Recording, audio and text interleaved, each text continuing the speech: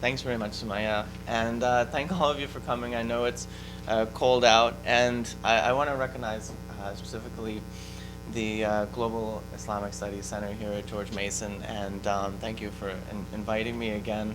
It's great to see a research center with such a commitment to studying Islam in all parts of the world, including outside the Middle East. And as someone who's been working on India for a long time, it's great to see that. And welcome also to the students from Professor Hamdani's class. And because the occasion today is Mardi Gras and everybody's celebrating luxurious excess and debauchery, I'm looking forward to speaking to you all about religious asceticism, Islam, grinding poverty, and charity in North India. I'll just go ahead and I'll give you a small bit of background to orient us on the place where I've been doing my, my work. First of all, my PhD topic is, for some people, a little bit of an obscure one, but then of course, whose isn't, I guess.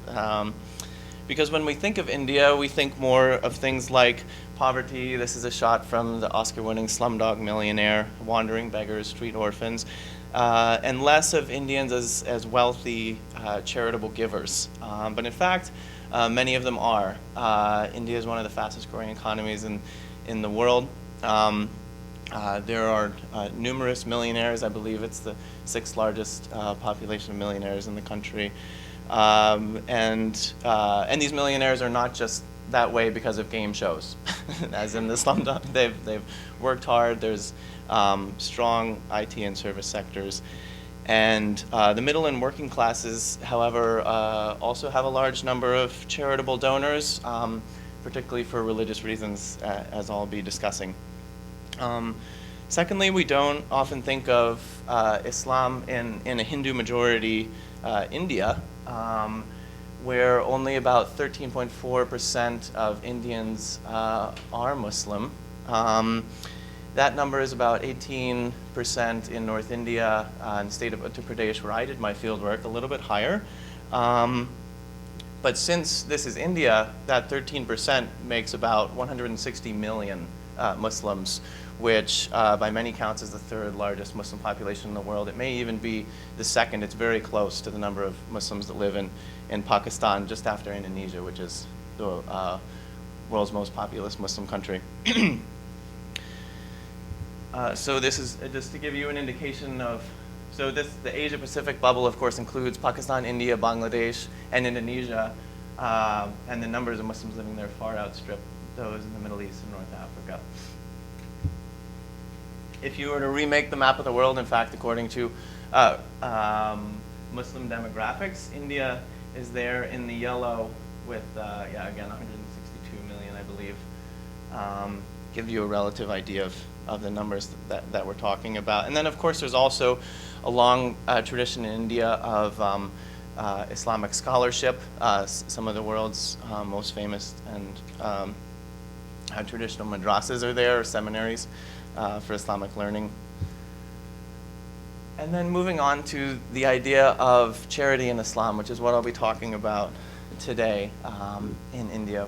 Charity is known as one of, or almsgiving is one of the 5 pillars that are incumbent on all, on orthoprax Muslims, specifically from the Sunni view. And by way of comparison, this is an interesting study that the Pew Foundation did. Respondents in this survey indicated that more Muslims give charity worldwide than observe daily prayers. So fasting has quite high percentages. So I thought that was very interesting. You're giving charity usually annually, and that seems to be something that appeals to a lot of Muslims about their own faith.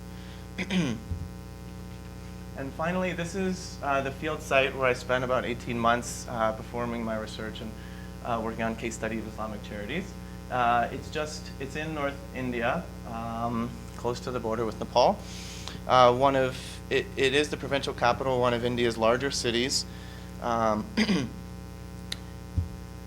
Here are some, just to give you a sense of the landscape and urban skyline. It's famous for a lot of Mughal era 18th and 19th century religious buildings. There's a Imam Bara of the Shia Nawab, who was a prince, a line of princes in the British era.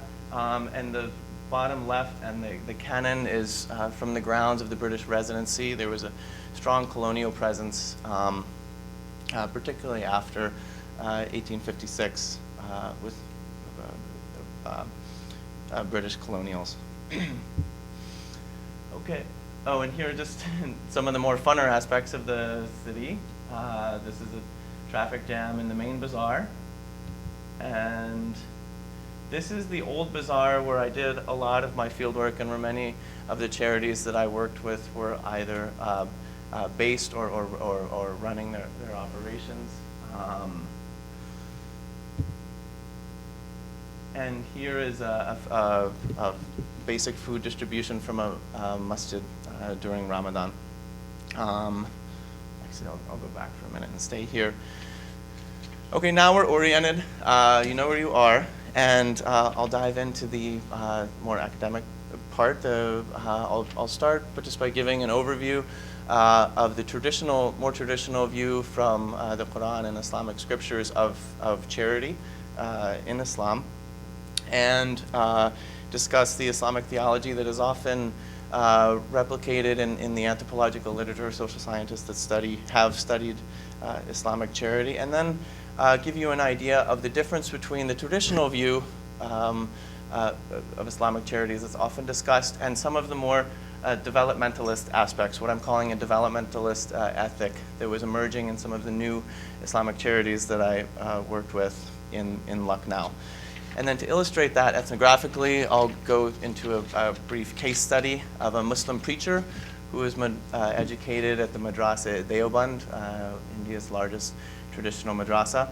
And his charitable activities, especially a charity distribution event, where you can see some of the more developmentalist aspects coming out. And then I'll tie this back to the scholarly literature on market Islam, which is a subfield that in Islamic studies discussing the relationships between Islamic ritual and business. So when we talk about charity in the everyday sense of the word, we mean a donation made out of the goodness of a person's heart, something from which nothing is expected in return, a gift. As anthropologists have long held, a free gift is actually impossible. Building on the insights of those like Marcel Mauss and philosopher Jacques Derrida, a free gift is actually not so free. Something is inevitably given in return to the giver, especially status to the giver as you're demonstrating your wealth and even excess wealth. And then also accompanying the gift is a corresponding damage to the recipient, which is referred to as the poison in the gift in many studies of gift giving in North India, especially the work of John Perry on Brahmins in Benares. But Islamic almsgiving, in contrast to Hindu charity, is often claimed to be different by seeking to mitigate the damage of the gift through specific rules that define the Islamic norms or Islamic law, Sharia, on almsgiving. So, for example, alms are best given in secret, and this is taught in the Quran and other scriptures. A hadith or saying of the Prophet teaches that a Muslim should give from your right hand so that your left doesn't even know. It's from the collection of Al-Bukhari, and I often heard it recited in Lucknow as I was doing my research. So it was very popular, of popular importance. Second, alms are obligatory upon the donor. I mentioned it's a requirement, a pillar of the faith, with the amount of the donation fixed as a percentage of income, and this fixed amount is going as far back as early hadith. And the eligibility requirements also given strictly such that the donor cannot just give their alms to anyone, as well as a preferred time to giving for many Muslims. This obligatory of alms upon the donor, in the account of many Muslim scholars, almost makes it a favor from the recipient to the giver for receiving their charity, sort of being in the right place at the right time, both the right place financially and the right place physically. And indeed, the writings of al-Ghazali, a well-known Muslim scholar of the 11th century, explicitly discusses the gratitude that a Muslim almsgiver should have towards the recipients for allowing them to discharge this ritual duty. And I also encountered this notion in the public education materials of the Tablighi Jamaat or Preaching Society in India and in Lucknow as well. I recorded interviews from wealthy Muslim givers in which they complained that there's just no good recipients for zakat or alms in the city, and it's a hard time to find honest associations and families who are eligible to receive all of their zakat. A third important theme is representing the alms transaction as a transfer from the donor to God. The Quran represents charity as a loan to Allah to be repaid manifold in the afterlife. It's also a strong theme of the sermons by Maulana Maududi, a prominent Indian Muslim scholar of the early 20th century.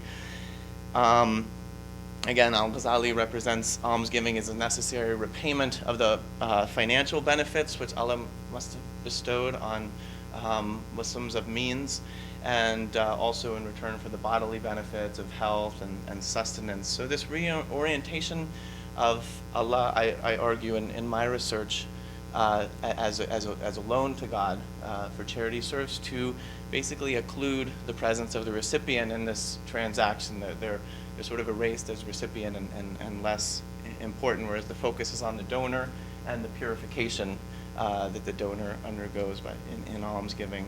So this is just a quick example and summary, but what I'm suggesting is that as a result of at least these three elements of Islamic almsgiving, the secrecy, the obligation, and the representation as a transaction with Allah, and de-emphasizing it as a gift to the needy, Muslim theologians and practitioners generally perceive almsgiving as having overcome some of the anthropological notions of the damage of the gift.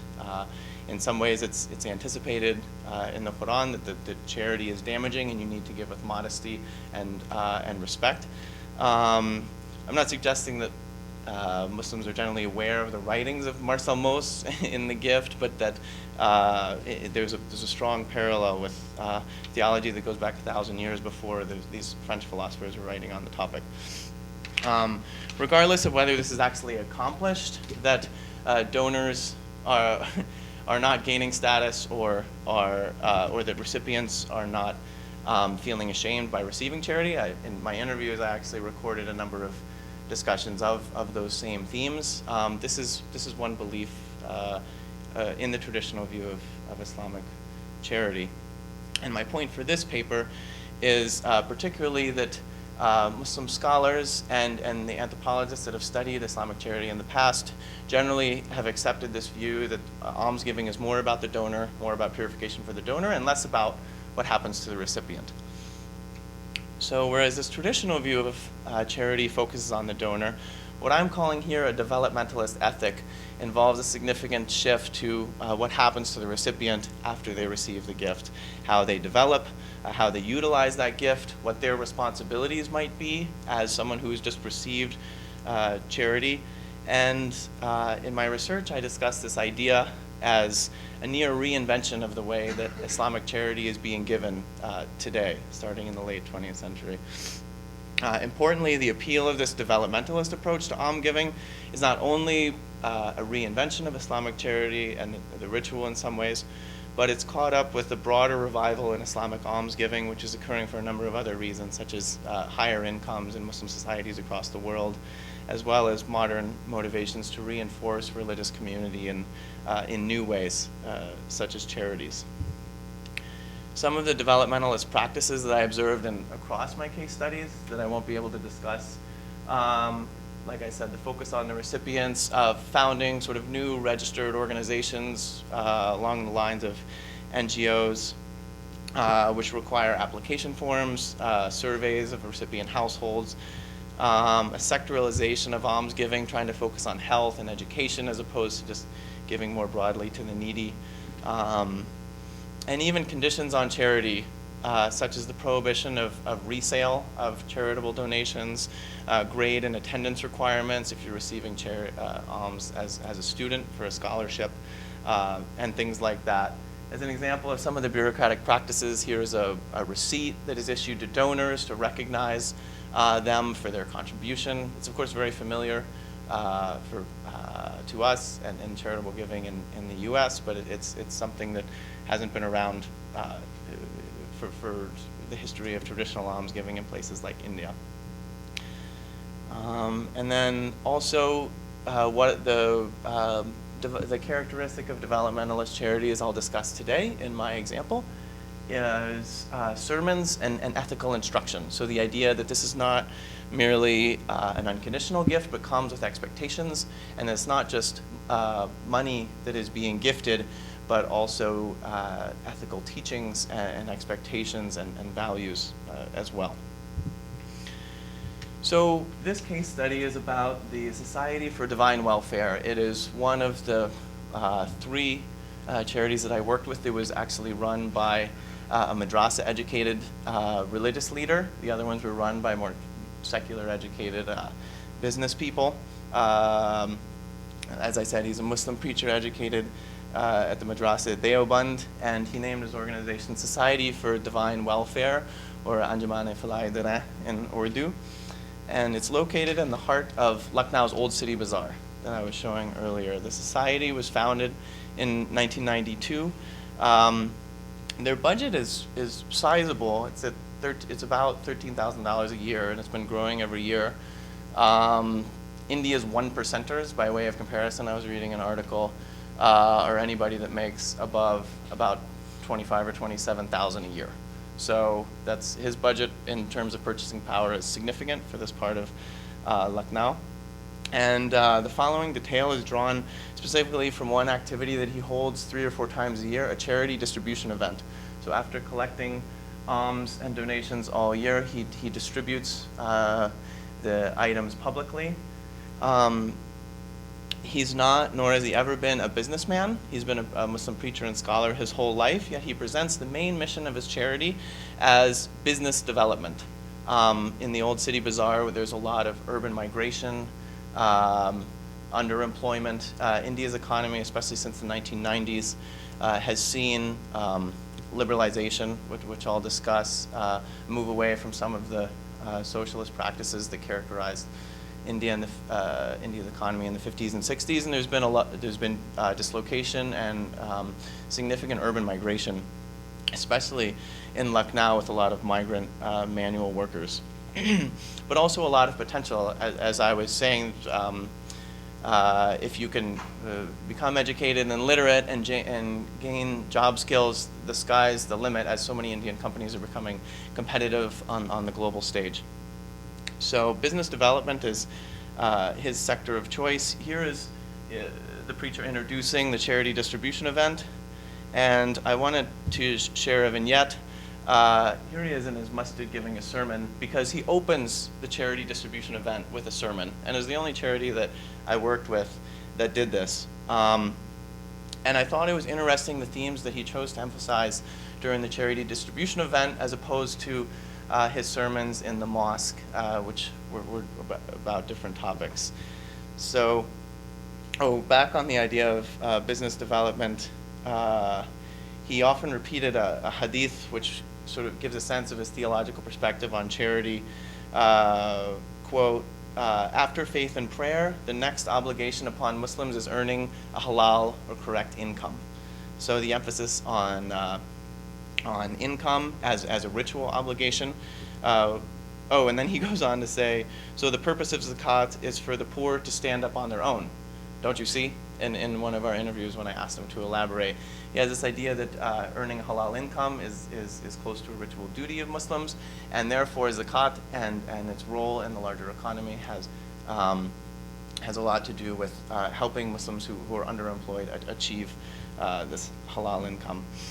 Things like begging, dependency on others, lying, cheating, and thievery to make ends meet, as well as broken homes and the cycle of poverty, are things he portrays as un-Islamic or not characteristic of the ideal Muslim society.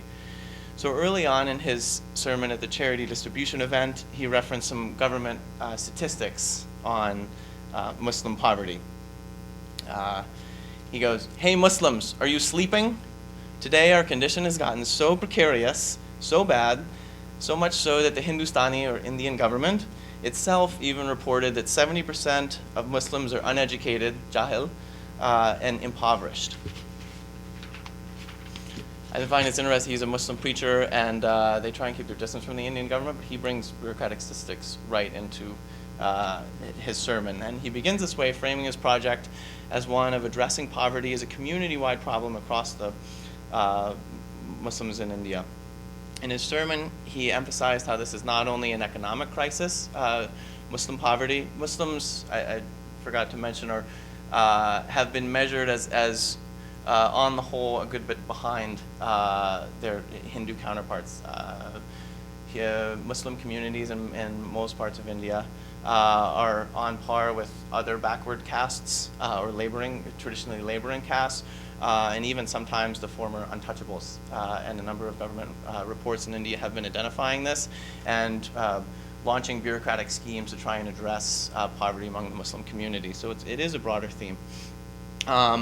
But this preacher sees this as essentially at its heart a spiritual crisis, not something that has a purely economic solution, because Muslims are forgetting important aspects of their own faith. For instance, wealthy Muslims are hoarding money, putting less back into distribution as charity, which is un-Islamic in his view, and when they should be giving more.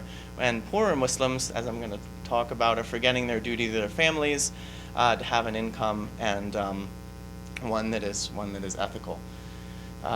Each item that he donated was an instrument of self-employment, so not just medical supplies or education, but things like sewing machines that's pictured, push carts for street selling, cycle rickshaws, a milk steamer for like chai tea stalls, and making coffee. Clutter the room in the charity distribution event. It's a small concrete garage almost, and each one was painted with, in Urdu, Anjumane Falai Darain, or the Society for Divine Welfare, marking this item as something that was given by his charity, hand-painted in cursive Urdu, you can see. And this preacher emphasized that each of these items he bought from the local bazaar, they have a warranty, it's guaranteed for lifetime repairs. You can take it back to the seller, and all of these elements combined, in my view, the society's sort of stamp, the warranty, the durability, convey the preacher's ultimate intentions that incentives for resale in Lucknow's bustling bazaar be mitigated as much as possible. He wanted the beneficiaries to see these charitable donations not as a free or unconditional gift, but as a means of self-employment. He even extracted a promise from them when he's standing up at his pulpit.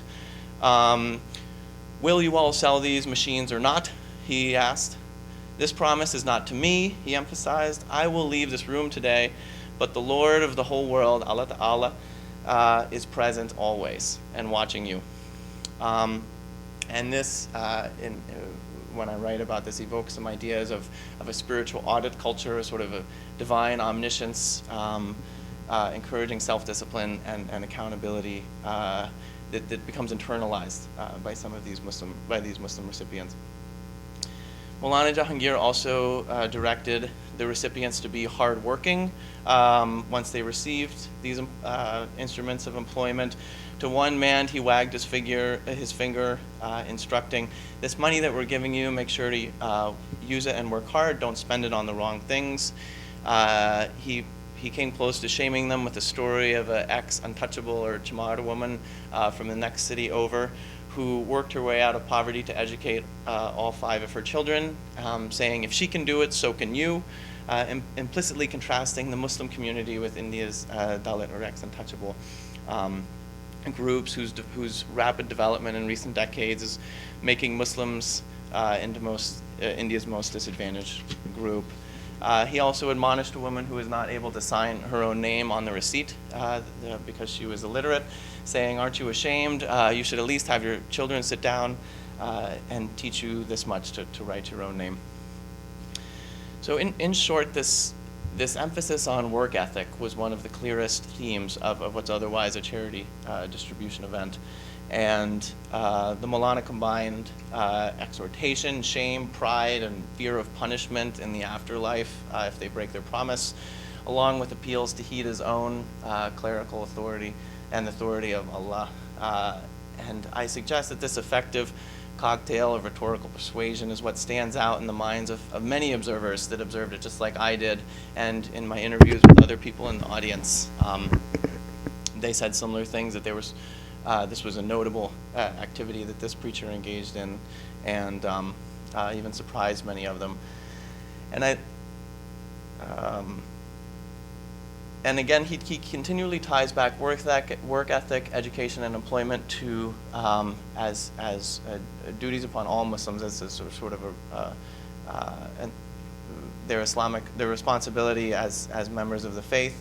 I later asked him why he referenced those government statistics on illiteracy as a source of shame, and he looked almost surprised at me and explained, well, of course, without a basic level of education, how will Muslims also be able to further study the Quran and Sunnah, which are the roots of their faith, recalling Islam's great emphasis on education and also merging it with themes of economic development.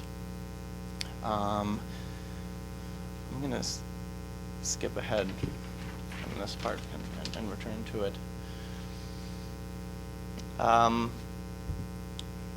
These are of course everybody taking their rickshaws away. There's been an increasing amount of excellent scholarship in the theme of market Islam, and I'll just summarize it briefly because I'm fitting this case study within this body of literature.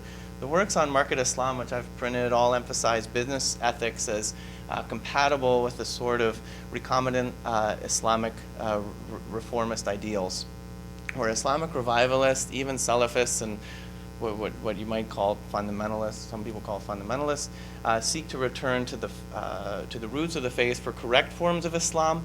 Proponents of what scholars are calling market Islam also seek to act in the most correct Islamic ways, including in the contemporary economy, do what is most correct in terms of ethical economic practices.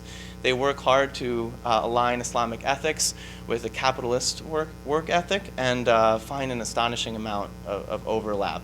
So the unifying theme among these different works is the interaction, even compatibility, of Islam and the capitalist, even neoliberal economy. And my research emphasizes the sharp contrast of viewing Islamic charity in this way through a lens of market Islam versus a number of earlier works which discussed Islam's moral economy.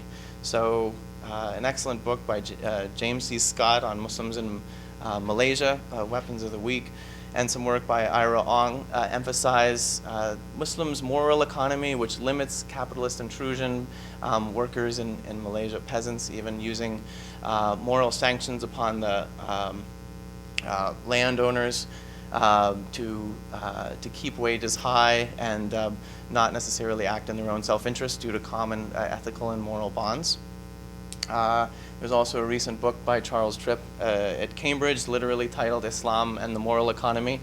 And there's, of course, a growing body of work on the Islamic economy among scholars of Islamic banking, which emphasize Islam's prohibition of interest and usually pose an opposition or a differentiation between what would be an ideal capitalist economy and what would be an ideal Islamic one. Whereas the Islamic economy is characterized by a communitarian ethic, prohibition of interest and interest-bearing instruments, modern finance, and also the exploitation of workers for their own self-interest. The capitalist economy is, of course, quite distinct from this and basically centered around profits and self-interest. In studies of market Islam, however, scholars don't take the moral economy of Islam as differentiated from an ideal capitalist one. Rather, they discuss Muslim businessmen in places like Malaysia, Indonesia, and South India, who take the good aspects of Western management theory and business principles while also drawing on practices in Islamic ethics. Studies of market Islam also celebrate many Muslim businessmen as a modern pious ideal to be emulated, engaging in the study of correct Islamic knowledge and correct practices. And in many ways, this scholarship on market Islam is a corrective to the study of political Islamism as an ideological opponent of the West. So it's going against sort of a clash of civilizations thesis, suggesting that there's more to the story in Muslim societies and more diversity within revivalist Islamic religiosity. These studies are uniting around the conclusion that the modern pious Muslim businessman is basically refuting the political Islamist position that all good comes from Islam with his openness to Western ideas. And I keep speaking of Muslim businessmen because so far all of these studies have been of men. But Laura Deeb, who spoke last week, and some others are hopefully discussing similar ideas among Muslim women. But most significantly for my purposes here, these studies point to a new interpretation of the Islamic economy and the capitalist one. And in the case of the charity distribution event of the Muslim preacher that I described, I see this as Islamic ethics being used to facilitate the entry of Muslims into India's liberalizing economy, as these charities are operating in the bazaar and emphasizing work ethic and job skills that will allow incomes and workers to be educating their children and eventually participate in more white-collar jobs. It's a case of Islamic ritual seeking to find linkages with the contemporary global economy. Rather than presenting an Islamic moral economy at odds with, or at least in arm's length from capitalism. In studies on market Islam, attempts to reform Islamic spirituality, also such as Filippo and Carolina Sella's work with Muslim businessmen in Kerala in particular, emphasize inculcating a work ethic among the Muslim laboring classes, many of the things I described in my case study. Islamic teachings to develop proper work habits, timeliness, sometimes related to the 5 daily prayer times for Muslims and keeping to that punctual discipline. Modern education and knowledge being emphasized so much in Islam as I described. And the most fascinating recent example of this is Dharmir Rudnikij's book on steel factory workers in Indonesia, where basically Muslim human resources trainers run large seminars for all of the workers in the steel plant and run them through simulations of going on the Hajj prayer and have regular prayer times and emphasize aspects of Islamic ethics such as integrity and self-accountability and discipline that make them into what he calls worshiping workers. So better Muslims, but also more productive factory workers who don't cheat, arrive on time, and do all the things that a good Muslim should. Of course, there's been some people might say, oh, this isn't so new. The Prophet Muhammad himself was a business person. Islam spread throughout many parts of the world through trade. But the difference with what scholars of market Islam and myself are saying is that rather than spreading an Islamic ethic through trade, the inverse is happening. You're spreading you're spreading a market ethics through use of Islamic ritual. So, in conclusion, my story of this Deobandi Muslim preacher who runs his charity in the old bazaar is meant in a case study, which even goes a little bit further beyond the extent of these current works. I'm trying to push this subfield of scholarship into greater recognition of the role of actual Islamic rituals, such as Zakat, almsgiving, and also the role of the Muslim clergy. So far, the vast majority of the work has been on Muslim businessmen, university educated, the factory workers I was telling you about, and in these societies, some of the clergy are holding the businessmen and factory workers at an arm's length, saying that isn't very close to their interpretations of Islam. But here in Lucknow's old city, you have a case of a madrasa-educated Muslim preacher, and in some of my other case studies too, who ostensibly does not have his self-interest caught up in inculcating work ethic and among the laboring Muslim class in Lucknow. He doesn't own a factory nor run a business. He's doing this because he believes Islam's teachings on the economy require it, because he believes that the economic woes of Muslims have a spiritual component as well as a socioeconomic one. And he adopts these developmentalist practices in that bazaar, an area which is otherwise very traditional and where charity has been given in traditional ways, such as sacrifice and one-to-one giving to family or neighbors or beggars. And in the midst of all this, he's running a well-managed, organized charity focused on professionalized fundraising, receipts, application forms, and gifts which are not unconditional, but are rather intended as means of employment rather than free gifts. In any case, sort of a criticism of market Islam that would make a cynical accusation that Muslim businessmen are using Islamic ethics for their own self-interested purposes and are really just being good Muslim capitalists are somewhat suspect according to the data that I'm discussing here, the case study of the clergy becoming involved and significant reinterpretations of what is an age-old ritual tradition in Islam, that of almsgiving. So thank you very much. I look forward to discussing whatever we can in as specific or as general as you like in the question and answer.